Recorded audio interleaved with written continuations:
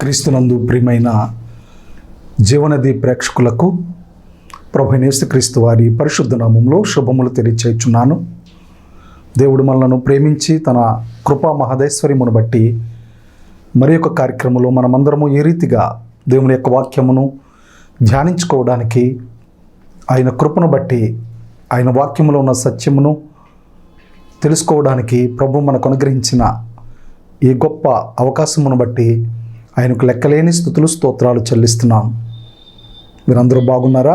దేవుని యొక్క వాక్యమును మరి ప్రతిదినము చదువుతున్నారా? ప్రభు యొక్క రాకడ దినములలో మనం జీవిస్తున్నాం. దేవుని కృపలో ఎదుగుతూ ఆయన వాక్యానుసారంగా మన జీవితాలు సరిచేసుకుంటూ ఆయన రాకడ కొరకై సిద్ధపడవలసినటువంటి దినాలలో మనం ఉన్నాం. ప్రియమైనటువంటి వారులారా, మరి ఈ సమయంలో దేవుని పరిశుద్ధ గ్రంథంలో నుండి లేవియా కాండము 1వ అధ్యాయము 3వ వచనం ధ్యానం చేసుకుందాం. అతడు దహన బలి రూపముగా అర్పించున్నది గోవులలోనిదైన ఎడల నిర్దోషమైన మగదానిని తీసుకుని రావలెను. తాను యెహోవా సన్నిధిని అంగీకరింపబడినట్లు ప్రత్యక్ష గుడారం యొక్క ద్వారమునకు దానిని తీసుకుని రావలెను. ప్రభు తన మాటలను మన వినికిడిలో దీవించినట్లుగా చిన్న మాట ప్రార్థన చేసుకుని దేవుని యొక్క వాక్యాన్ని ధ్యానం చేద్దాం. కృపా కనికరం కలిగిన మా ప్రియ పరలోకపు తండ్రి, కృపా సత్య సంపూర్ణుడా, నీ పరిశుద్ధ నామమునకు వేలాది స్తోత్రములు వందనములు చెల్లిస్తున్నాం నాయన. మీ వినికిడులు మేము చదువుకున్న లేఖన భాగమును మీరు జ్ఞాపకం చేసుకునండి. నిష్ప్రయోజకుడును ఎందుకో పనికిరాని నేను నీ పక్షంగా నీ మాటలు అందిస్తూ ఉంటుండగా నన్ను మరుగుపరచండి. నీ బిడ్డలతో మాతో మీరు మాట్లాడండి. నీ మాటలుగా పలకడానికి నా పెదవులను ప్రాయశ్చిత్తం చేయండి. పరిశుద్ధుడానికి స్తోత్రములు, పరిశుద్ధతను బట్టి మహనీయుడానికి స్తోత్రములు నాయన. నీ పాదములకు తగిలిన ధూళి రేణువును కూడా తాకే యోగ్యత నాకు లేదు నాయన. దయతో నన్ను నీ సులువు చాటున పూర్తిగా మరుగుపరిచి నీ బిడ్డలకు నాకు అవసరమైన నీ పరలోకపు దేవోక్తులు వినిపింపచేయండి. నీ మాటలు వినుట వలన మేలు కలుగుతుంది. నీ మాటలు వినుట వలన మా హృదయాలు తెప్పరిల్లుతాయి ప్రభువా. నీ మాటలు వినుట వలన మా బ్రతుకులకు పరిష్కారం దొరుకుతుంది నాయన. నీ మాటలు వినుట వలన మా పాపపు జీవితము బట్టబయలై మాలో పశ్చాత్తాపం కలుగుతుంది నాయన. దయగల తండ్రి, అట్టి రీతిగా వినగలిగిన చెవి, గ్రహించగలిగిన హృదయము మాకు అనుగ్రహింపచేయమని అడుగుచున్నాం. నిర్లక్ష్యము అనాలోచన తొలగించి శ్రద్ధ ఆసక్తితో నీ మాటలు వినడానికి చూడడానికి కృప చూపించమని, నీ వాక్యం ద్వారా మిమ్మల్ని మీరే మాకు ప్రత్యక్షపరచుకునమని కృప చూపించుమని ప్రభువును నీ ప్రియకుమారుడు మా ఘనరక్షకుడునైన క్రీస్తు యేసు వారి అద్వితీయ నామంలో ఆశ్రయించి స్తుతించి వేడుకొనుచున్నాను తండ్రి, ఆమెన్. ప్రభునందు ప్రియమైన జీవనది ప్రేక్షకులారా, లేవియా కాండము సర్వసాధారణంగా వేద పండితులు చెప్పే మాట ఏంటంటే లేవీల యొక్క చేతి పుస్తకము అని చెప్తారు. ఇందులో 5 బలులు ఉంటాయి: దహన బలి, నైవేద్యము, సమాధాన బలి, పాప పరిహారార్థ బలి, అపరాధ పరిహారార్థ బలి. ఈ 5 బలులలో ప్రభు ఒక్కొక్క బలిలో ఒక్కొక్క రీతిగా మనకు ప్రత్యక్షపరుచుకుంటారు. దహన బలి ఒకని యొక్క పాపమునకు ప్రాయశ్చిత్తముగా అర్పించేది. నైవేద్యము ఆరాధించుటకు దేవునిపై భక్తి ఘనతను చూపించేది. సమాధాన బలి దేవునికి కృతజ్ఞతగా అర్పించేది. పాప పరిహారార్థ బలి మనఃపూర్వకంగా వ్యక్తిగత పాపమును గురించి అర్పించేది.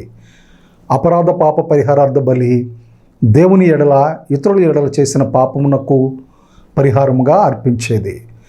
ఈ గ్రంథంలో 27 అధ్యాయాలు ఉన్నాయి. ఇది వరుస క్రమములో 3వ గ్రంథము. ఆది కాండములో తప్పిపోయిన మానవుడని, నిర్గమకాండంలో పస్కా బలి పశువు వలన పరిశుద్ధపరచబడిన లేక రక్షించబడిన మానవుడని, లేవియా కాండంలో ప్రత్యేకించబడిన పరిశుద్ధపరచబడిన మానవుడని మనకు తేటతెల్లమవుతుంది. ప్రియమైనటువంటి వారులారా, ఈ గ్రంథంలో మరి 27 అధ్యాయాలు 859 వచనాలు ఉన్నాయి. యూదులు వారి జాతీయ పండుగలుగా ఆచరించేటటువంటి 7 పండుగలు ఉన్నాయి. ఒకటి పస్కా పండుగ, ఇది ఒక్కరోజు మాత్రమే చేస్తారు. రెండవది పులియన రొట్టెల పండుగ, ఇది 7 రోజులు చేస్తారు. మూడవది ప్రథమ ఫలముల పండుగ, ఇది కూడా ఒక్కరోజే చేస్తారు. నాలుగవది పెంతుకొస్తు పండుగ, ఇది కూడా ఒక్కరోజే. శృంగధ్వని పండుగ, ఈ పండుగ కూడా ఒక్కరోజునే చేస్తారు. ఆరవది ప్రాయశ్చిత్తార్థ పండుగ, ఇది కూడా ఒక్కరోజే చేస్తారు. ఏడవది పర్ణశాలల పండుగ, దీనిని కూడా 7 రోజులు చేస్తారు. ప్రియమైనటువంటి వారులారా, గమనించండి, మొదటి అధ్యాయం నుండి 16 అధ్యాయం వరకు బలుల గురించి వ్రాయబడింది ఈ గ్రంథంలో. 17వ అధ్యాయం నుండి 22వ అధ్యాయం వరకు ప్రత్యేకించబడుట దానిని గురించి వ్రాయబడింది. 23వ అధ్యాయం నుండి 27వ అధ్యాయం వరకు పండుగల గురించి వ్రాయబడింది. ఏ గ్రంథంలో కూడా చెప్పబడినటువంటి రీతిగా పరిశుద్ధతను గురించి 152 సార్లు ఈ గ్రంథంలో నేను పరిశుద్ధుడనై ఉన్న ప్రకారము మీరును పరిశుద్ధులైండుడి అని ప్రభు పదే పదే ఈ గ్రంథంలో ఎక్కువగా చెప్తారు. సరే, మరి సమయం తక్కువగా ఉన్నది కనుక ఎంతకంటే ఎక్కువగా నేను మరి ఈ గ్రంథాన్ని పరిచయం చేయటం లేదు. పరిచయం చేయడానికి కూడా నేను ఇష్టపడడం లేదు, ఎందుకంటే సమయం సరిపోవడం లేదు కనుక. మనం చదువుకున్న భాగాన్ని మనం మరి చూడండి, కొద్ది నిమిషాలు ధ్యానం చేద్దాం. 2వ వచనం నుంచి చదువుతున్నాను. నీవు ఇశ్రాయేలీయులతో ఇట్లనుము, మీలో ఎవరైనను యెహోవాకు బలి అర్పించినప్పుడు గోవుల మందలో నుండి కానీ, గొర్రెల మందలో నుండి కానీ, మేకల మందలో నుండి కానీ దానిని తీసుకుని రావలెను. 3వ వచనం గమనించండి. అతడు దహన బలి రూపముగా అర్పించినది గోవులలోనిదైన ఎడల నిర్దోషమైన మగదానిని తీసుకుని రావలెను. తాను యెహోవా సన్నిధిని అంగీకరింపబడినట్లు ప్రత్యక్షపు గుడారము యొక్క ద్వారమునకు దానిని తీసుకుని రావలెను. గమనించండి ప్రియులారా, మందలో నుండి తీసుకుని రావాలి. అది ఏ విధంగా ఉండాలి? గోవులలోనిదైన నిర్దోషమైన మగదానిని తీసుకుని రావాలంట. మన ప్రభు అయిన యేసుక్రీస్తు వారు ఇశ్రాయేలీలలో జన్మించినటువంటి నిర్దోషమైనటువంటి వ్యక్తి, అనగా స్త్రీ యొక్క సంతానముగా ఆయన పిలువబడతారు. మత్తయి సువార్త 1:21 ఉంది, ఆమె ఒక కుమారుని కనును, తన ప్రజలను వారి పాపముల నుండి ఆయనే రక్షించును గనుక ఆయనకు యేసు అని పేరు పెట్టబడినటువంటి మాట మనకు కనబడుతుంది. ఆయన తనకు తానే స్వయంభవుడుగా మరియ గర్భములో ఉద్భవించినటువంటి వ్యక్తిగా మనకు కనిపిస్తాడు. ఆయన జన్మ పరిశుద్ధమైనది, ఆయన పరిశుద్ధుడు. అందుకని చెప్తున్నాడు ఇక్కడ, నిర్దోషమైన మగదానిని తీసుకుని రావలెను అని. ఎక్కడికి రావాలి తీసుకుని? తాను యెహోవా సన్నిధిని అంగీకరింపబడినట్లు ప్రత్యక్షపు గుడారము యొక్క ద్వారమునకు దానిని తీసుకుని రావలెను. ప్రియమైనటువంటి వారలారా, ఇక్కడ మగదానిని అనగా మనం చెప్పుకునే భాషలో చెప్పుకోవాలంటే ఇది ఎద్దు. నేను ముందే చెప్పాను, వ్యక్తిగత పాపమును గుర్చినటువంటి బలి దహన బలి. ఎవరైతే తన పాపములు పరిహరించాలని కోరుకుంటారో ఆనాటి ఇశ్రాయేలీయులు వారు ఏం చేసేవారంటే, ఒక నిర్దోషమైన ఎద్దును తీసుకుని ప్రత్యక్ష గుడారం దగ్గర తీసుకుని వచ్చి మొదటిగా ఉన్నటువంటి బలిపీఠం దగ్గర లేవీలకు అప్పగించేవారు. 4వ వచనం చూస్తే, అతడు దహన బలిగా అర్పించు పశువు తల మీద తన చేయి ఉంచవలెను, అతని నిమిత్తము ప్రాయశ్చిత్తము కలిగినట్లు అది అతని పక్షముగా అంగీకరింపబడును. అతని చేతులు అనగా బలిగా అర్పించేటటువంటి వ్యక్తి యొక్క చేతులు ఆ పశువు మీద ఉంచాలి.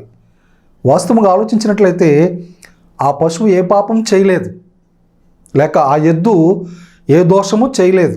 కానీ దోషము చేసినటువంటి వ్యక్తి తన చేతులు ఆ ఎద్దు మీద పెడుతున్నాడు. అంటే నా పాపములు, నా దోషములు ఈ ఎద్దు మీద నేను పెడుతున్నాను, నాకు బదులుగా ఈ ఎద్దును వధించి దాని రక్తము ద్వారా నేను చేసిన పాపములకు ప్రాయశ్చిత్తము చేయండి అన్నట్టుగా. యెషయా గ్రంథము 53వ అధ్యాయములో అక్కడ ఒక ప్రత్యేకమైన మాట మనకు కనబడుతుంది.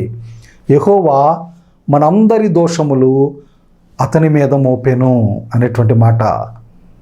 ప్రియమైన ప్రేక్షకులారా, నీవు నేను చేసినటువంటి పాపములు మాటల ద్వారా, క్రియల ద్వారా, చూపుల ద్వారా, ప్రవర్తన ద్వారా, ఆలోచనల ద్వారా, వినికిడి ద్వారా, ప్రతి విధమైనటువంటి విధాలుగా మనం ఎన్ని రకాలుగా పాపములు చేశామో అన్ని రకాల పాపములు కూడా దేవుడు యేసయ్య మీద మోపాడంట. మనకు రావలసిన శిక్ష ఆయన మీద మోపి మనకు బదులుగా ఆయనను కల్వరి శిలువలో నలగగొట్టాడు.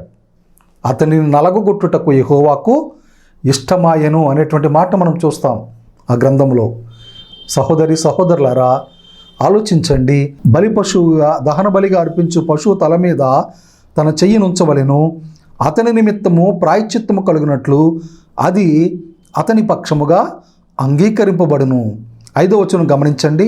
అతడు యెహోవా సన్నిధిని ఆ కోడి దూడను వధించిన తరువాత యాజకులైన అహరోను కుమారులు దాని రక్తము తెచ్చి ప్రత్యక్షపు గుడారము ఎదుటనున్న బలిపీఠము చుట్టూ ఆ రక్తమును ప్రోక్షింపవలెను అనేటువంటి మాట మనం గమనిస్తున్నాం. ఎఫెసీయులకు రాసిన పత్రిక 1వ అధ్యాయము 5-6 వచనాలు చూద్దాం. చూడండి, అక్కడ పౌలు ఒక ప్రత్యేకమైన మాట మనకు తేటపరుస్తున్నాడు. ఎఫెసీయులకు రాసిన పత్రిక 1వ అధ్యాయము 5-6 వచనాలు అనుకుంటే కలిసే ఉంటాయి. ఎట్లనగా తన ప్రియుని యందు తాను ఉచితముగా మనకు అనుగ్రహించిన తన కృపా మహిమకు కీర్తి కలుగునట్లు తన చిత్త ప్రకారమైన దయాసంకల్పము చొప్పున యేసు క్రీస్తు ద్వారా తనకు కుమారులనుగా స్వీకరించుటకై మనలను ముందుగా తన కోసం నిర్ణయించుకుని మనము తన ఎదుట పరిశుద్ధులమును నిర్దోషమునై ఉండవలెనని జగత్తు పునాది వేయబడక మునిపే ప్రేమ చేత ఆయన క్రీస్తులో మనలను ఏర్పరచుకొనెను. గమనించండి ప్రియులారా, ఈ జగత్తుకు పునాది వేయబడక ముందే క్రీస్తులో మనలను ఆయన ఏర్పరచుకున్నాడంట. నీ పట్ల, నా పట్ల దేవుని యొక్క ఏర్పాటు ఎంత ఉన్నతమైనదో, ఎంత మరి ఈ యొక్క భూమికి పునాదులు వేయబడక ముందే, ఈ భూమిని ఆకాశమును దేవుడు సృష్టించక ముందే ఆయన మనల్ని క్రీస్తులో ఏర్పరచుకున్నాడంట. మనం ఎలా ఉండాలని? మనము తన ఎదుట పరిశుద్ధులమును నిర్దోషమునై ఉండవలెనని జగత్తు పునాది వేయబడక మునిపే ప్రేమ చేత ఆయన క్రీస్తులో మనలను ఏర్పరచుకున్నాడు. ఆయన ప్రేమ ఎంత గొప్పది ప్రియులారా! ఆయన ఏర్పాటు ఎంత ఉన్నతమైనది గమనిస్తే మన ఊహలకు అందనిది, మన ఆలోచనలకు సరిపోయినటువంటిది. యెషయా గ్రంథంలో ఒక మాట చూద్దాం. చూడండి, యెషయా గ్రంథము 53వ అధ్యాయం 5వ వచనం. మన అతిక్రమ క్రియలను బట్టి అతడు గాయపరచబడిను, మన దోషములను బట్టి నలగగొట్టబడిను, మన సమాధానార్థమైన శిక్ష అతని మీద పడిను, అతడు పొందిన దెబ్బల చేత మనకు స్వస్థత కలుగుచున్నది. 6వ వచనం గమనించండి. మనము గొర్రెల వలె త్రోవ తప్పిపోతుమి, మనలో ప్రతివాడును తనకిష్టమైన త్రోవకు తొలగెను, యెహోవా మన అందరి దోషమును అతని మీద మోపెను. గమనించండి ప్రియమైనటువంటి సహోదరి సహోదరులారా, ఎంత గొప్ప వెల మన ప్రభు అయినటువంటి యేసుక్రీస్తు వారు మన నిమిత్తము ఆయన చెల్లించాడో గమనించండి. ఎందుచేతనంటే మరి ఆ 5వ వచనంలో లేవీకాండలు మనం చూసాం కదా, ఆ కోడె దూడను వధించిన తరువాత ఆ దూడ ఏం చేయబడాలి? వధించబడాలి. వధించబడకపోతే రక్తము చిందించబడదు. దానిని వధించి దాని రక్తమును తెచ్చి ప్రత్యక్షపు గుడారం ఎదుటున్న బలిపీఠము చుట్టూ ఆ రక్తమును ప్రోక్షించాలి. 6వ వచనం కూడా గమనించండి. అప్పుడు అతడు దహన బలి రూపమైన ఆ పశు చర్మమును ఒలిచి దాని అవయవములను విడదీసిన తర్వాత యాజకుడైన అహరోను కుమారులు బలిపీఠం మీద అగ్ని ఉంచి ఆ అగ్ని మీద కట్టెలను చక్కగా పేర్చవలెను. అప్పుడు యాజకులైన అహరోను కుమారులు ఆ అవయవములను, తలను, క్రొవ్వును బలిపీఠం మీద ఉన్న అగ్ని మీద కట్టెలపైని చక్కగా పేర్చవలెను. దాని ఆంత్రములను, కాళ్లను నీళ్లతో కడగవలెను. అది యెహోవాకు ఇంపైన సువాసన గల దహన బలి అగునట్లు యాజకుడు దానినంతయు బలిపీఠము మీద దహింపవలెను. ఇక్కడ యాజకుడు తనకంటూ ఏమీ మిగిల్చుకోవడానికి లేదు. ఈ దహన బలిలో, మిగిలిన బలులలో తనకంటూ ఒక ప్రత్యేకమైన కొంత భాగాన్ని తీసుకుంటాడు ప్రధాన యాజకుడు. కానీ ఈ బలిలో మొత్తం బలిపీఠం మీదే దహించవేయాలి. అందుకే మన ప్రభువైన యేసుక్రీస్తు వారు శిరస్సు మొదలుకొని పాదముల వరకు గాయములతో మొత్తబడ్డారు. నిలువెల్లా గాయములే, రక్తసిక్తమైనటువంటి దేహము. ప్రియమైనటువంటి సహోదరులారా, స్వరూపమును సొగసును కోల్పోయిన వానిగా ఉన్నాడు. మనుషుల వలన విసర్జించబడిన వానిగా అయిపోయాడు. చూడనొల్లని వానిగా అయిపోయాడు. తను తానే రిక్తునిగా చేసుకున్నాడు. మన నిమిత్తము శాపగ్రస్తమైన మరణమును ఆయన అనుభవించాడు. ఒక ఎద్దు ఏ రీతిగా అయితే ఆ వధించేవాని ఎదుట తల వంచి చూస్తుందో ఆ రీతిగా మన ప్రభువు మరి కల్వరి శిలువ మీద తన చేతుల్లో కాళ్ళల్లో మేకులు కొడుతూ ఉంటుంటే ఆయన మారు మాట చెప్పలేదు. ఆయన చేతుల నుండి రక్తం కారుతుంది. ఆయన శిరస్సు నుండి రక్తము కారుతుంది. ఆయన ముఖం మీద ఉమ్ములు పోయబడ్డాయి. ఆయన పాదములు మరి ఆ యొక్క శిలువకు మేకులతో అంటగొట్టబడ్డాయి. భూమికి ఆకాశానికి మధ్య శిలువలో వేలాడదీయబడి మండుటెండలు ఆయన యొక్క శరీరము వేలాడుతుంటే, మాడిపోతుంటే దాహమని అల్లాడిపోయాడు ప్రభువైన యేసుక్రీస్తు వారు. 10,000 మందిలో అతి సుందరుడైనటువంటి యేసయ్య, గువ్వల వంటి కన్నులు కలిగి ధవళవర్ణుడు రత్నవర్ణుడుగా పేర్కొనబడిన యేసయ్య, 10,000 మంది పురుషులు అక్కడుంటే ఆయనే యేసు ప్రభుని గుర్తింపదగిన సౌందర్యవంతుడైన యేసయ్య చూడనొల్లని వానికి అయిపోయాడు. మనుషుల వలన విసర్జించబడిన వానికి అయిపోయాడు. ప్రియమైన వారలారా, ఇది ఎందుకోసం అంటే నీ కోసము, నా కోసము, నీవు నేను చేసిన అతిక్రమముల కోసము, నీవు నేను చేసిన దోషముల కోసము ఆయన ఆ రీతిగా నలగగొట్టబడ్డాడు. ఆయన ఆ రీతిగా మరి కల్వరి శిలువలో బలిగా అర్పించబడ్డాడు. మనం చేసిన పాపములు దయచేసి చూడండి. మార్కు సువార్త 7వ అధ్యాయము 21వ వచనంలో ఉంది. లోపల నుండి అనగా మనుషుల హృదయములో నుండి దురాలోచనలను, జారత్వములను, దొంగతనములను, నరహత్యలను, వ్యభిచారమును, కామవికారమును, మత్సరమును, దేవదూషణయు, అహంభావమును, అవివేకమును వచ్చును. ఈ చెడ్డవన్నయు లోపల నుండి బయలు వెళ్ళి మనుష్యుని అపవిత్రపరుచునని ఆయన చెప్పెను. ఈ చెప్పబడిన 21వ వచనం 22వ వచనం చెప్పబడిన ఒక్క పాపము కూడా నువ్వు చేయలేదంటే నువ్వు వేషధారి అని చెప్పాలి. ఎందుకంటే ప్రతి మనిషిని ఈ లోకం ఆకర్షిస్తుంది. ఏదో విధంగా ఆలోచనలో కానీ, మాటల్లో కానీ, క్రియల్లో కానీ, వినికిడిలో కానీ, చేతల్లో కానీ ఏదో ఒక పాపానికి లొంగిపోతాడు, బానిస అయిపోతాడు మనిషి. ఇక్కడ చెప్పబడిన 14 రకాలైనటువంటి పాపములు, దురాలోచనలు, దొంగతనములు, జారత్వములు, నరహత్యలు, వ్యభిచారములు, లోభములు, చెడుతనములు, కృత్రిమము, కామ వికారము, మత్సరము, దేవదూషణ, అహంభావము, అవివేకము, ఇవన్నీ కూడా లోపల నుండి అనగా మనుషుల హృదయంలో నుండి వస్తాయంట. ఇవేంటంటే ఈ చెడ్డవి, మనుష్యుని అపవిత్రపరిచేవి, దేవుని ఎదుట పాపి అని చెప్పడానికి ఈ పాపములే కారణము. పాపం వలన వచ్చే జీతము మరణము. మనం చనిపోవడానికి సిద్ధపరచబడిన వారము. పాపము చేయు ప్రతివాడు పాపమునకు దాసుడు. పాపం వలన వచ్చే జీతము మరణము. ఈ పాప శాప బంధకాల నుంచి మనం విడిపించటానికి ప్రభువైన యేసుక్రీస్తు వారు మరి ఒక ఎద్దు రూపంలో మన కొరకే వచ్చారు. మార్కు సువార్తలో ఎద్దు అనగా సేవకుడు. ఎద్దు ఏం చేస్తుందండి? కామందుకి సేవ చేస్తుంది. ఎద్దు ఏం చేస్తుంది? తన యజమానుడు చెప్పినట్లుగా వింటుంది. కాడిని తన మెడ మీద పెట్టుకుని మోస్తుంది. అంతేకాదు, దున్నడానికి పొలం దున్నడానికి తీసుకుని వెళ్ళినప్పుడు పొలం దున్నుతుంది. మరంత మాత్రమే కాదు, కాడి తన మీద పెట్టుకుని బండిని లాగాలన్నప్పుడు బండిని లాగుతుంది. ఆ రీతిగా మన ప్రభువైన యేసుక్రీస్తు వారు తండ్రి యొక్క చిత్తమును ఆయన ఈ లోకములో జరిగించారు. మార్కు సువార్తలో సేవకుడుగా పేర్కొనబడ్డాడు. ఆయన అనగా ఎద్దువలే తన పనిని నెరవేర్చాడు.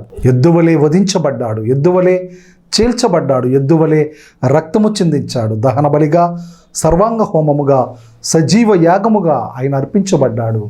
శిరస్సు మొదలుకొని పాదముల వరకు మన కొరకై అర్పించబడ్డాడు. అందుకనే చూడండి, ఎఫెసీయులకు రాసిన పత్రికలో 5వ అధ్యాయము 2వ వచనంలో అనుకుంటూ ఉంటుంది, క్రీస్తు మిమ్మును ప్రేమించి పరిమళ వాసనగా ఉండుటకు మన కొరకు తను తాను దేవునికి అర్పణముగాను బలిగాను అప్పగించుకొనెను.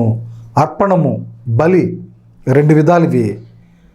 బలి అనగా రక్తమును చిందించిన రక్తాన్ని బలిపీఠం చుట్టూ పోసి ఆ యొక్క అర్పించబడిన మాంసం బలిపీఠ మీద పెట్టి దహించి వేస్తారు. అర్పణం అనగా కొంత తీసి ఆ బలిపీఠ మీద పెడతారు, కొంత ప్రధాన యాజకుడు తీసుకుంటాడు. రెండు కనబడుతున్నాయి. దేనికోసమంట? మొదటి వచనం ఉంది, కావున మీరు ప్రియులైన పిల్లల వలె దేవుని పోలి నడుచుకొనుడి, క్రీస్తు మిమ్మును ప్రేమించి పరిమళ వాసనగా ఉండుటకు మన కొరకు తన్ను తాను దేవునికి అర్పణముగాను బలిగాను అప్పగించుకున్నాడు. ఆయనకాయనే మన నిమిత్తము ఒక ఎద్దు వలె అప్పగించుకున్నాడు. ప్రియులరా, మన కొరకు ఆయన అప్పగించబడ్డాడు. ప్రియులరా, మన కొరకు ఆయన వధించబడ్డాడు. ప్రియులరా, జాగ్రత్తగా ఆలోచన చేయండి. మరి దహన బలిగా ఆయన మన కొరకు అప్పగించబడ్డాడు, వధించబడ్డాడు. మరంత మాత్రమే కాదు, దేవునికి ఇష్టమైనటువంటి రీతిలో దహన బలి ఎగునట్లు యాజకుడు దానినంతయు బలిపీఠం మీద దహించి వేశాడు. పరలోకపు తండ్రి తన కుమారుని కల్వరి శిలువలో నలగగొట్టాడు. గాయములతో మండు టెండలో మాడిపోయేటట్లుగా చేశాడు. బాప్తిస్మమిచ్చి యోహాను అంటాడు, లోక పాపం మోసుకుని పోవు దేవుని గొర్రెపిల్ల అని చెప్తాడు. నా ప్రియమైనటువంటి వారలారా, జాగ్రత్తగా ఆలోచన చేయండి.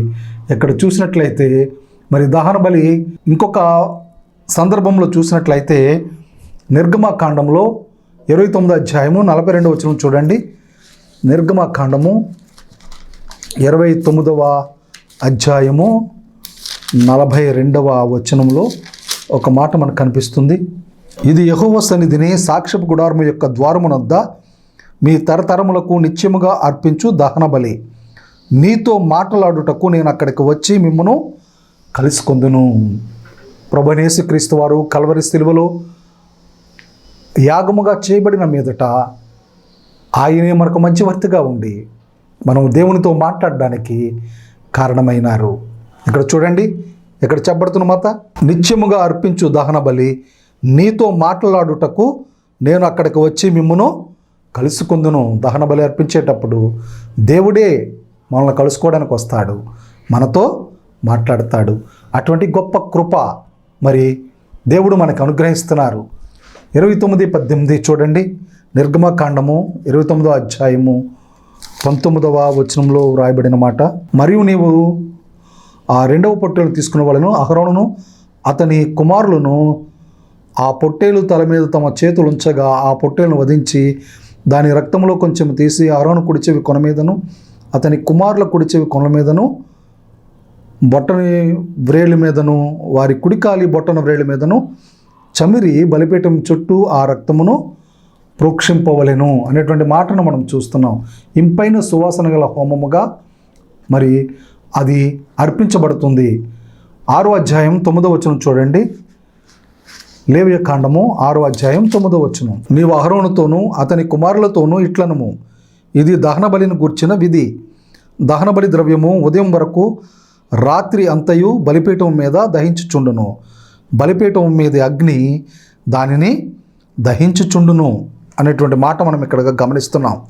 రాత్రి అంతా అనగా నాన్ స్టాప్గా బలిపీఠం మీద అగ్ని మండుచూ ఉండాలి. ఇశ్రాయేలీలు వారి యొక్క కాలాన్ని అస్తమయము ఉదయము కలుగగా ఒక దినమాయను అని చెప్పబడుతుంది.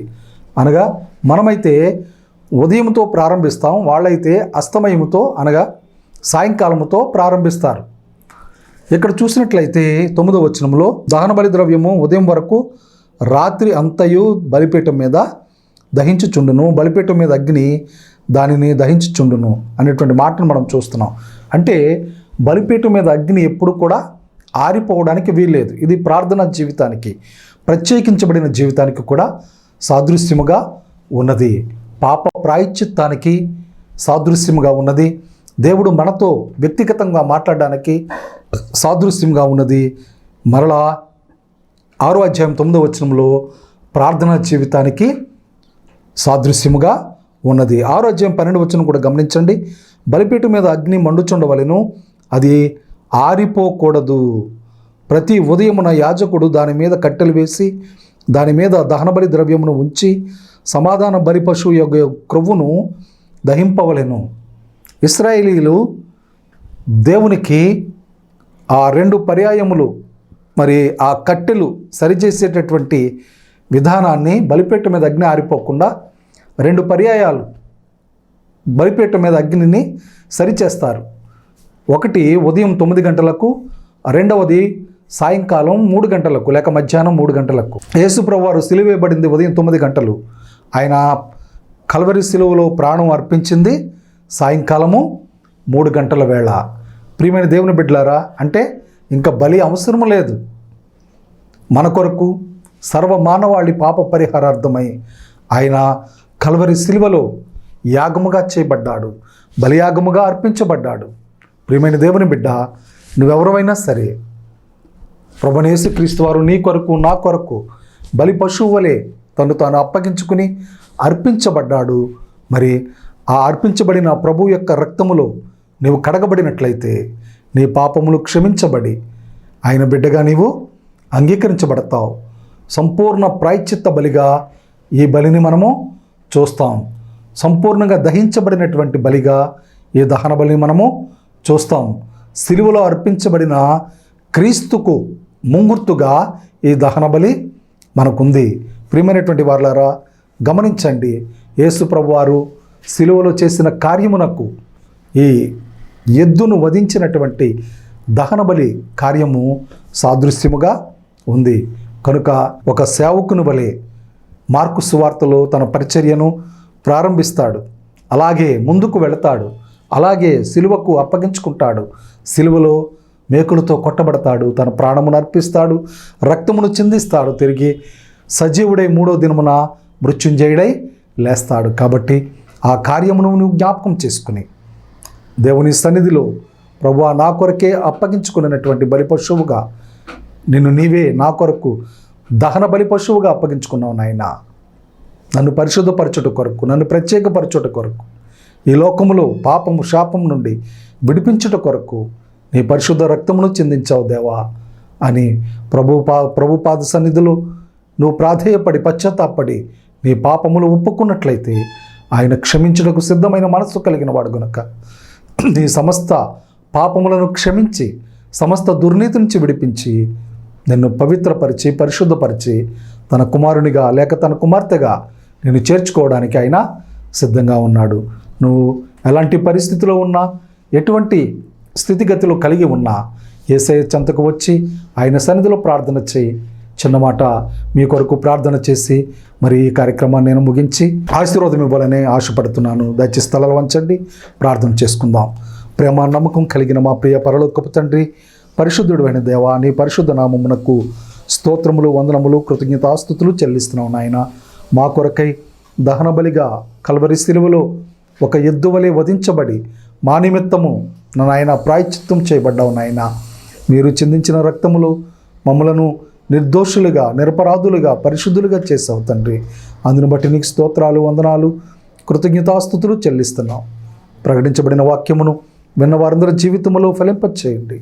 30ంతులుగా, 60ంతులుగా, 100ంతులుగా నీ వాక్యము నీ బిడ్డల జీవితాల్లో ఫలించినట్లుగా నీ కృప చూపించి మీరే నడిపించి మహిమ పొందమని తోడేయండమని చేసిన మేలులన్నింటి కొరకై మరొకసారి నేను స్తుతిస్తూ ఘనపరుస్తూ మహిమపరుస్తూ ప్రభువును నీ ప్రియకుమారుడు మా రక్షకుడునైనా క్రీస్తు యేసు అద్వితీయ నామంలో ఆశ్రయించి స్తుతించి వేడుకొనుచున్నాం తండ్రి. ఆమేన్. మన ప్రభువైన యేసుక్రీస్తు వారి యొక్క కృపా సమాధానములు, ఆయన ప్రేమ నిండుగా మెండుగా మీకు మీ కుటుంబాలకు సదా ఉండునుగాక. ఆమేన్. ప్రభు మిమ్మల్ని దీవించునుగాక. ఆమేన్.